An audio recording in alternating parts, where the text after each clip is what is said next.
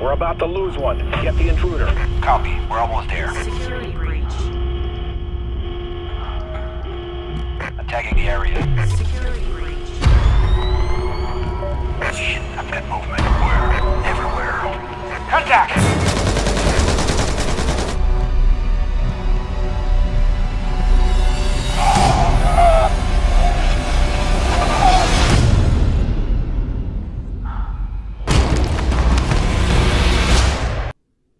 Hey, welcome back, fellas. Hertz here with episode or gameplay number 3, round number 3, we'll put it that way, of my Spies vs. Mercs gameplay that I'm getting up here on the channel. This time we're going back to some SvM Blacklist style, so, you know, 4-on-4, faster-paced action, and we are at the Virus Vault, a new map. Well, not a new map, but certainly one that's new up here on the channel that we haven't seen yet. Now, coming in here, you're going to see this was recorded in the same session that I recorded the very first episode that I put up here. So you're going to see a few familiar faces. The loadouts that I'm using are going to be the exact same. Now, looking at the Spy, the overcharge suit, you can see I'm taking out of mine early on here and just kind of tracking this guy with my thermal vision up here. And right here, now I almost tease him, you know, I give him just enough. It was almost by accident, you know, but it worked out. It worked out nicely. He knew I was right up there now, and he was tracking me, backing up, and you know what? He walked right into my death from above, so I was able to put him down. Now let's do a quick rundown on that Spy. It's all armor, gloves, pants, boots, all focused on armor. The overcharge suit is what the torso, or is what I'm wearing as the torso suit, the core of the suit, and the goggles are RFD protection goggles, which is that set of that vision mode that I like to use on that adrenaline suit Merc that custom slot for the adrenaline suit Merc that I like to run, and you'll see come out later on that I was having problems describing. Basically, the RFD vision stands for radio frequency detection. So whenever somebody's goggles are activated, if they don't have that RFD vision on, they are susceptible to being detected by a Merc's RFD vision. So I have the RFD protection on this Spy right now. Now I want to take a few minutes. I'll be back at this location a little bit later on. I want to take a few minutes just to do a little bit of an update for the channel. Some of you may be wondering, well, what's happened to the Splinter Cell Blacklist walkthrough that you were doing? I'm sure a couple of you at least are wondering about that. And basically what happened was, a new patch came in for, you know, for all the platforms, but on the PC version, at least for me, it's completely messed up my controls. It's basically what they were doing. There's an issue with this game where the use button and the takedown button are both tied to the same button. You know, so the use command and the takedown command are both tied to that same button. And what was happening was when a Spy would get close to a terminal, if there was a Merc right next to it, and he would go in and he had to jump on the Merc, he was creeping up behind him or some jazz like that, and he would hit the button to try and take down the Merc so that then he could hack the terminal. What was happening was the Spy, once he was within range of that terminal, it would automatically go to try and hack the terminal. So he'd be left there, standing there with his you-know-what in his hand, while the Merc just had his way with him at that point. So they since switched that. They split the buttons into two separate buttons or something. But basically what it's done is it's completely messed up my controls. My controls won't reset to default. It's completely unplayable. It's broken. It's broken for me at this point, you know. So that's on hold until Ubisoft support gets back to me and tries to help me sort this out, you know. I hope I don't have to do like a fresh install of the game, but we'll see. We'll see. So, and also, I mean, these multiplayer matches, these Spies versus Merc matches, they were recorded before this happened, you know. So I do have a handful of matches. A lot of it was done on Silo, Particle Accelerator, you know. So you may see some repeats in the maps coming up in content that I will be releasing for the Spies versus Mercs side of things here on the channel here early on. And that's just because I can't get any new footage, you know. I swear, it's like I'm playing with one hand. It's a broken game at this point for me. But anyway, with that said, hopefully I'll have all those problems sorted out soon enough. We'll be getting some fresh content up here, at least as far as the Splinter Cell stuff goes. We're also, you know, we're smack dab in shooter season here. right? It's the time of the year for the big shooters to pop up. Obviously, we have Battlefield 4 coming out, I think October 29th, and Ghosts coming out, November 5th, I think. I think those are the dates. Anyway, I'm planning to get both of them, and I want to get this Splinter Cell wrapped up because I want to replace that slot, that release slot on my channel with the Battlefield 4 campaign. We'll run through that relatively quickly, and then just kind of focus on multiplayer for a while here on the channel, getting some, hopefully some Battlefield 4 up there, hopefully some Ghosts up as well, and get a good mix of that, of those two and this as well, and keep this going. The other thing I was hoping to get to was Watch Dogs. And, of course, I think that release date's been pushed back to early quarter 2014. I could be wrong. It's just something I read somewhere. I'm not sure. I was expecting it to come out middle of November. But we'll see. So hopefully some of you guys are looking forward to that as well whenever it's going to release. And I will be picking that game up and putting it here on the channel. Alright, so now with all that said, I just want to do a quick rundown. I hope you guys...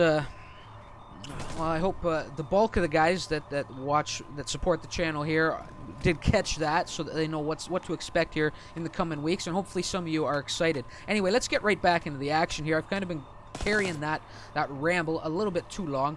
I do find myself back here at A after, you know what, a couple of blunders. The thing about this match was it really had its ups and downs. Now, right now, what's happened is I've ducked out of the actual hack zone, and there's something I'm going to start getting into once I get those controls fixed for this game and can get back into recording some action. A strategy that I want to try and put into effect. I haven't really tried it much, but actually running out of bounds with the hack when you're the hacker, and then coming back in within that little window of time that you have in a different location to save your life. I'm going to try and get some of that strategy up here on the channel and put it into practice, put it into effect in my gameplay. Of course, once I get back into it, once I can actually play the game again, because I can't. Now right here, you saw me here a little bit earlier. Carrying this hack one more time. I did a lot of the leg work for C, got put down at 94% by that goddamn drone, and we'll get into the drones here in time. There's a lesson to be learned this episode. This episode, ups and downs, not always on the ball, a couple of boneheaded plays by me, a couple brain farts, but some good play nonetheless, and I did do a lot of the leg work here on the spy side of things to get us those hacks, and this will be another one of those cases. Now, I love this location here. It's the furthest point away from where the Mercs are going to be entering the area from. I do like sitting back here. You will see me. I will, despite having that RFD vision protection, I will pop my vision on and off. I don't think I'm doing it here, no, and you won't see it. I was pretty sure I was doing it much more often during that first run up here on top of the helipad. And that is because if you look where Narcotic is right now in relation to where I was, when a Merc comes around this side, you can see my dead corpse hanging up there in the corner. If a Merc comes around where Narcotic entered this area from, my thermal vision doesn't have enough range to actually put him up to highlight him in that thermal vision, right? So what can happen is a Merc can come around that corner. If you have thermal vision on, you won't actually see him. So if you're going to run the thermal up there, just make sure that you are popping it on and off. It's a great little location. You have a nice vantage point. If you have the thermal, you can see through the walls as well if anything is creeping beneath the helipad, and you have good concealment. But just pop that thermal on and off, just so you have a good sense of what's coming in below you, and you can watch those distant corners as well, and not let a Merc sneak in there under the kind of the protection of your poor thermal vision range, right? But anyway, right there, another example. Did plenty of leg work for A just to get put down by that bloody drone. And we're going to get into the drones. We're going to get into... No, it wasn't even the drone there. It wasn't the drone there, was it? It was the drone on C. And it was a drone on... Goddamn, Camille, though. It was Camille, this guy. A big lesson to be learned here when you're wielding the overcharge suit with the drones flying around. Now, I thought, you know what, when I hear the drone coming in, when I have my overcharge suit, prior to this match, I would always have a little smirk on my face saying, I got you, sucker, and I'd just charge the overcharge suit and put the thing down once I heard it coming in.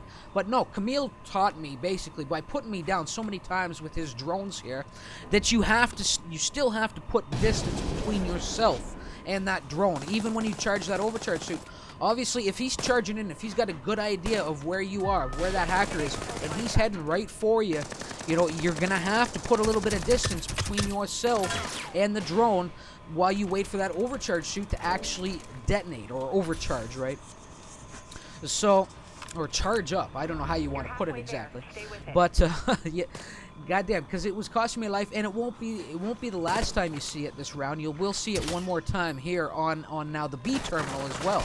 Now right here, I did see the Merc outside the door. I do get a nice little death from above on him here. After shifting from that back side of the room where I knew that they were spawning, I thought it was best. I figured this would provide a little bit of a buffer. Now listen closely.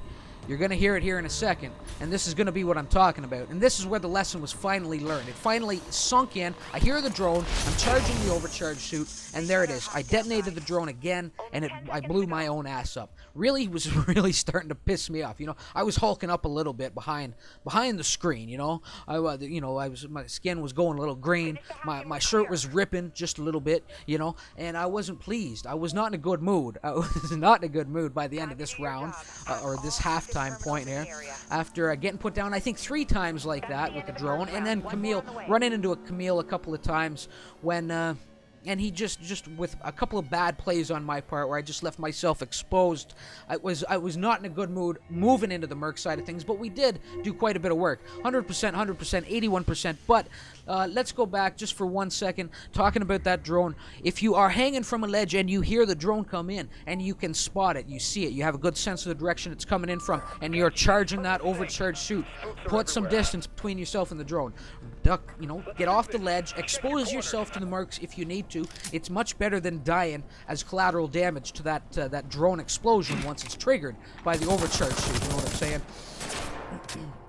So here we go. I charged the helipad. I do like to come rushing in here on A, much like I would charge the the train yard on the silo map. And I did drop that grenade accidentally, or sorry, the mine accidentally. I meant to throw a grenade at the spy that I had seen charging by, but that mine does come into play right there. You did see it taking out a bada bomb, not bada boom, bada bomb, as he just triggered the proximity mine, and died on that big bada boom, right? So he gets put down, and I just follow that up with one more proximity mine for the perimeter. Now, normally you'll only have one gadget at your disposal on both the Spy and the Merc side. You can, however, get extra gadget pants in your loadout, part of the customization of this game. That's what I have, and I'm going to run down the Merc loadout right now. The headgear. Well, RFD vision, radio frequency detection. We'll put those boxes around guys when they're using their goggles and when they don't have the RFD protection on their goggles, right? The flash protection visor, so flashes have very little effect on me at all, so you know what, it's one more thing that I don't have to worry about out there. Armored gloves, it's the only armored part of my my Merc, and so the extra gadget pants are in there. I'm carrying both frag grenades and proximity mines, and faster sprint boots, just for a little bit of a speed boost out there. So that's it. That's my Merc rundown. It works well for me. The Goblin is the weapon. I think it has a muzzle brake on it, and you can see that it is.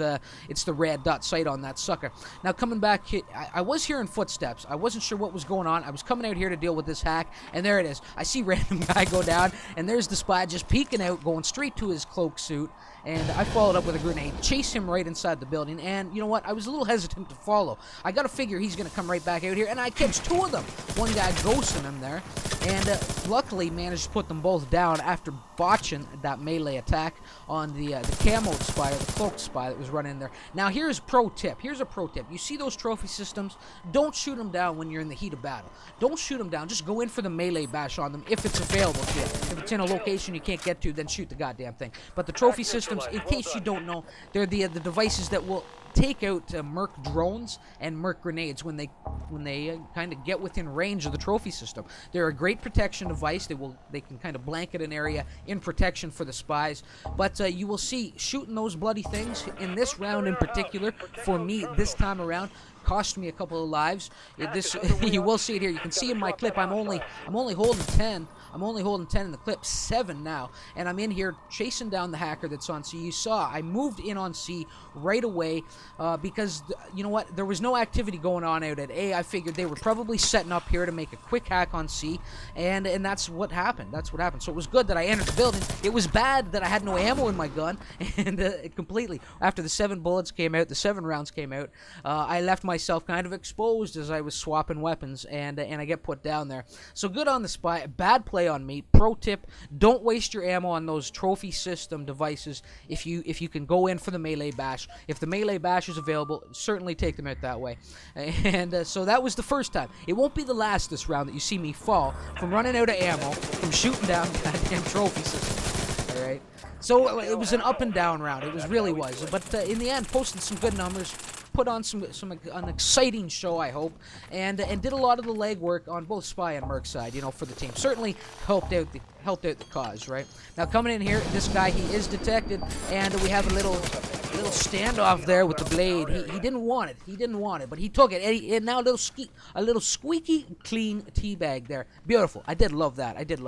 And it won't be the last. It won't be the last time I make a little tea. I serve a little tea out here on at the virus vault, and it's simply because I'm dying way too much, and I wasn't pleased. Like I said, my blood was boiling, my ire was up just a little bit, and and of course when that happens, often tea does, well, it does calm the nerves.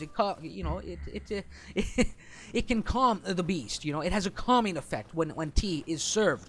So here we go. They're now back out here at the helipad. They're having some real trouble getting their heels dug into anything here. And I'm charging back out here.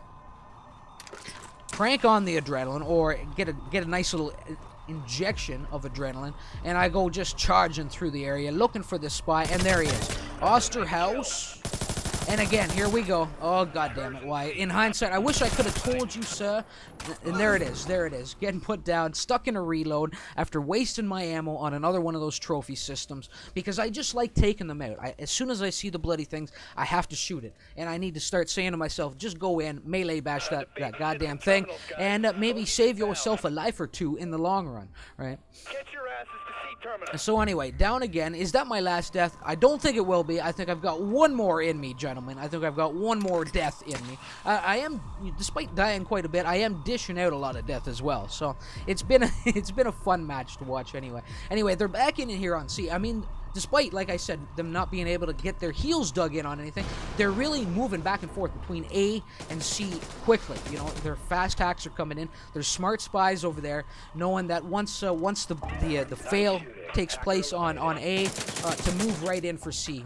There's always a guy waiting right there. Now right here you can see the cloak spy coming in, using his vision mode without that RFD protection, and cost him his life. Kanopi. And actually, I didn't even get to put him down. Major assist there for sure, but random guy finished him off. And here's Osterhaus, rushing in here one more time, and he takes the blade. A nice little melee kill right there. I really needed that. Something to kind of, oh goddamn, just ease my mood a little bit at this point. But I am just exterminating the vermin in here on C, and one of them has managed to cut loose and is in here on B, and now it's time to hunt him down. And with that adrenaline suit, I don't know if I actually would have seen him. So it was a good thing that I juiced myself up going into the room. Made quick work of the hacker there. Made quick work of Kanopi coming in by zip line. And their spawn has shifted to this little area right above this. See that little vent there on the right side of the screen? That's where they're spawning, inside that vent there, since the hack was initiated on B. And here I am, wasting all my ammo, trying to take out these trophy systems, or these trophy system devices. And now we're getting smoked, and I'm hightailing it out of there. No ammo in my goblin. Had to reload the pistol, and I'm out of there, and I'm going to be tracking this guy. He's coming in, trying to zap me. Somebody trying to zap me. You can take that zapper, sir, and stick it where the sun don't shine. Yes. So I dropped down a little mine perimeter just to make him think twice about coming inside the door. And, of course, his teammate has now initiated a hack on A. So we're all forced to shift.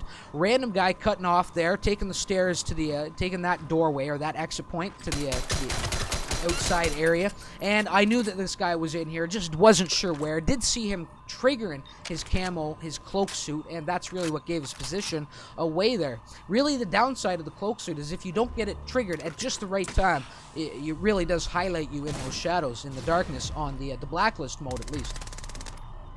Now right here, I did see the spy. Now I'm tracking him. Do I finish him off? Yes, I do. And another hack. Put to rest. And the Mercs were out here thick right now. So I don't think they're actually going to be able to pick this hack up at this point. Of course, I'm now without ammo. Just sitting here with my pistola. But you know what? I'm going to make it work for me. And coming, what happens here? I can't remember. I can't quite remember. There we go. Picking up a little more ammo. You can pick up ammo from dead corpses as long as it's there. You can see I have a full clip on the goblin now, but I don't want to waste it. I'm going right back to the pistol. I do see the RFD, my RFD vision triggering this little square here. So it means Canopy. I think it was Canopy that was there with his detection, or with his goggles being used. Looking for a little freedom here.